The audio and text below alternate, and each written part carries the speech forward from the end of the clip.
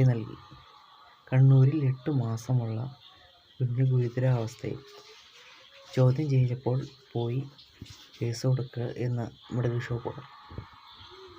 ഇങ്ങനെയായിട്ട് ഇവരെ കേസ് കൊടുക്കണം, ഇവന്മാരുടെ മെഡിക്കൽ ഷോപ്പ് പൂട്ടിക്കണം, ഇവന്മാരെ കൊലപാതക കുറ്റത്തിന് അകത്തിടണം, നല്ല കർണത്തിന് നല്ല പൊട്ടിയിലും കൊടുക്കണം.